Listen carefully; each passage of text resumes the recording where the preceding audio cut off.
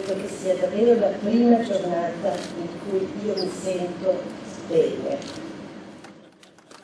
Per il ministro Elsa Fornero la visita nel Trevigiano per l'inaugurazione del nuovo stabilimento della Texa di Monastir è una boccata d'ossigeno. 10 mesi e 12 giorni di governo non facili, a volte in solitudine, scanditi da riforme importanti, in un clima teso per la consapevolezza delle grandi difficoltà da affrontare e per le critiche anche aspre e cattive. Quindi ringrazio Dio davvero per questo invito e per l'occasione che mi è data di partecipare a qualcosa di bello che segna, diciamo, una prospettiva anche nuova per il nostro Paese. Da qui la locomotiva Nord-Est potrebbe ripartire. In questi 20 anni di attività dell'azienda che produce apparecchi elettronici per le officine meccaniche di mezzo mondo si potrebbero trovare gli elementi di un nuovo e a questo punto necessario modello di impresa.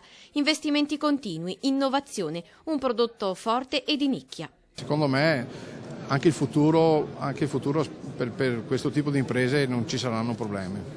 E poi una produzione tutta in loco. Una fabbrica a Borgo con bar, ristorante e sala giochi perché i dipendenti, soprattutto giovani, dice il Presidente, si trovino a casa.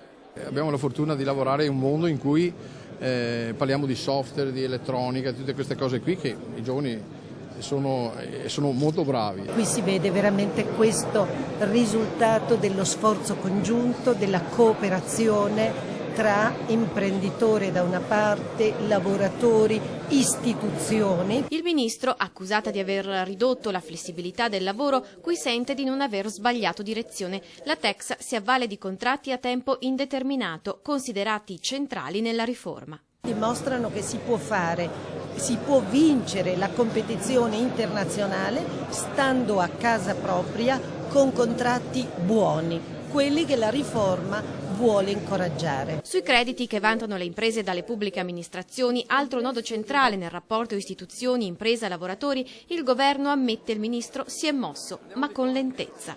Io spero che ci saranno presto gli sblocchi per i primi pagamenti e poi quello che bisogna fare è che sui nuovi si devono avere tempi paragonabili a quelli dell'Europa.